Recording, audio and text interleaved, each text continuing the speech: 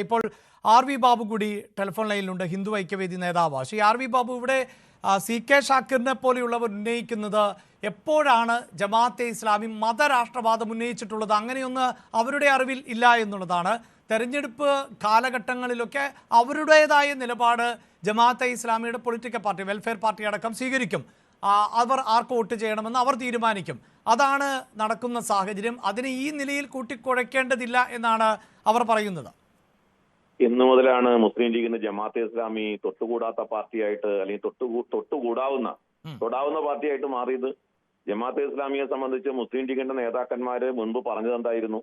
ഷാജിയുടെ പ്രസ്താവന, പഴയ പ്രസ്താവനകളൊന്നും എടുത്ത് വായിക്കാൻ പറയൂ ഷക്കീറിനോട്. അല്ലെങ്കിൽ മുനീർ എന്ത് പറഞ്ഞിരുന്നു ജമാഅത്തെ ഇസ്ലാമിയെ കുറിച്ച്? സമസ്തയുടെ നേതാക്കന്മാര് എത്ര ശക്തമായിട്ടാണ് ജമാഅത്തെ ഇസ്ലാമിയുടെ രാഷ്ട്രീയത്തെ എതിർത്തിട്ടുള്ളത്? ജമാഅത്തെ ഇസ്ലാമി മതരാഷ്ട്രവാദം എന്നാ പറഞ്ഞിട്ടുള്ളതെന്ന് വെച്ചാൽ മൗദൂദിയൻ ആശയം എന്താണ് എന്ന് ഷക്കീർ പഠിക്കണം. ഷക്കീർ മനസ്സിലാക്കേണ്ടത്, മൗദൂദിയുടെ ആശയത്തെ ജമാഅത്തെ ഇസ്ലാമി എന്തെങ്കിലും തള്ളി പറഞ്ഞിട്ടുണ്ടോ? മൗദൂദിയൻ ആശയം ഉയർത്തിപ്പിടിച്ചുകൊണ്ടല്ലേ ജമാഅത്തെ ഇസ്ലാമി പ്രവർത്തിക്കുന്നത്. ജമാഅത്തെ ഇസ്ലാമിക്ക് ഇന്ത്യയിൽ മൊത്തം ഒറ്റ പേരാണോ?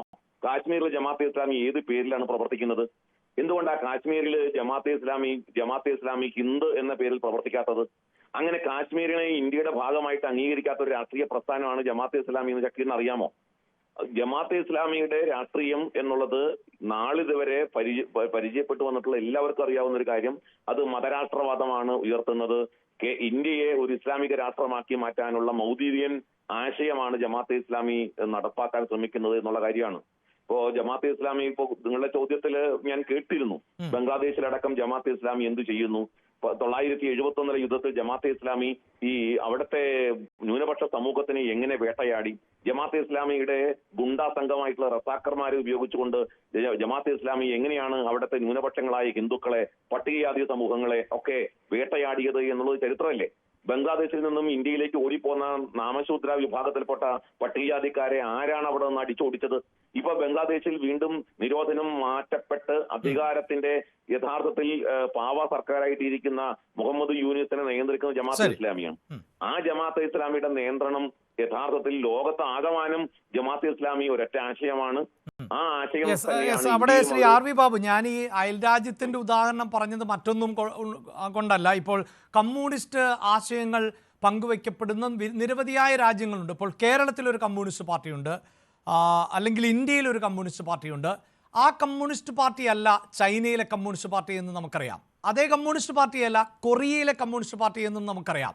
ഞാൻ അതുകൊണ്ടാണ് അത്തരത്തിൽ മാത്രം ഷാക്കിറിനോട് ചോദിച്ചത്. അപ്പോൾ ഇന്ത്യയിലേക്ക് വരുമ്പോൾ അവരുടെ നിലപാട് ചിലപ്പോൾ വ്യത്യസ്തമാകാം, അല്ലെങ്കിൽ കേരളത്തിലേക്ക് വരുമ്പോൾ നിലപാട് വ്യത്യസ്തമാകാം. ആ നിലയിൽ ഈ വിഷയത്തെ കാണാൻ സാധിക്കുമോ എന്നുള്ളതാണ്. ഇല്ല, കമ്മ്യൂണിസ്റ്റ് പ്രസ്ഥാനവും ഈ മത തീവ്രവാദ സംഘടനയായിട്ടുള്ള മുസ്ലിം സംഘടനകളൊക്കെ ഒരേ തരത്തിൽ, ഒരേ പാറ്റേണിൽ പ്രവർത്തിക്കുന്നവരാ. അവര് ഇന്ത്യയിൽ എന്തുകൊണ്ടാണ് അവരുടെ യഥാർത്ഥ മുഖം എടുക്കാത്തത് എന്ന് ചോദിച്ചാൽ, ഇന്ത്യയിൽ അവര് ജനാധിപത്യ സംവിധാനത്തെ അവരുടെ ആശയത്തിലേക്ക് എത്തിക്കാനുള്ള ഒരു ചവിട്ടുപടിയായിട്ട് മാത്രമാണ് ഉപയോഗിക്കുന്നത്. അവർ ഭരണഘടനയെ അംഗീകരിക്കും. ഇപ്പൊ കമ്മ്യൂണിസ്റ്റ് പാർട്ടി ഇന്ത്യൻ ഭരണഘടനയെ അംഗീകരിക്കുന്നു. എപ്പോ മുതല്?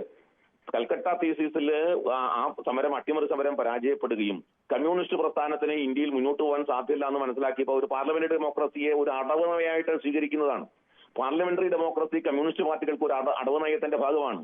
ആഗോള കമ്മ്യൂണിസ്റ്റ് പാർട്ടികൾ പ്രതിദാനം ചെയ്യുന്ന, അല്ലെങ്കിൽ കമ്മ്യൂണിസ്റ്റ് മാർക്സിസ്റ്റ് പാർട്ടിയുടെ പ്രത്യയശാസ്ത്രത്തിന് അനുസൃതമായി തന്നെയാണ് ഇവരും ആത്യന്തികമായി ഇന്ത്യയിലെ കമ്മ്യൂണിസ്റ്റ് പ്രസ്ഥാനം വിശ്വസിക്കുന്നത്. പക്ഷേ ഇന്ത്യയിൽ നിലവിലെ സ്ഥിതിക്ക് അത് വിലപ്പോവില്ല എന്നുള്ളത് കൊണ്ട് ഒരു അടവ് നയത്തിന്റെ ഭാഗമായിട്ടാണ് അവർ പാർലമെന്ററി ഡെമോക്രസി സ്വീകരിച്ചിട്ടുള്ളത്. അവസരം വരുമ്പോൾ, അവർക്ക് അനുകൂലമായ സാഹചര്യം വരുമ്പോൾ ഈ ഭരണഘടനയും ജനാധിപത്യ സംവിധാനങ്ങളെയും ഒക്കെ കാറ്റിൽ പറത്തി തികച്ചും ഏകാധിപത്യപരമായ ഒരു നിലപാടിലേക്ക് കമ്മ്യൂണിസ്റ്റ് പ്രസ്ഥാനങ്ങൾ പോകും. ഇത് പറഞ്ഞിട്ടുള്ളത് ഡോക്ടർ അംബേദ്കറാണ്. 1949 ഡോക്ടർ അംബേദ്കർ പറഞ്ഞ കാര്യമാണ്. ശരി, നമുക്ക് അങ്ങനെ ചരിത്രത്തിലേക്ക് താങ്കളൊന്ന് തുടരുക ശ്രീ ഷാക്കിർ. ഞാൻ ഇന്നലെ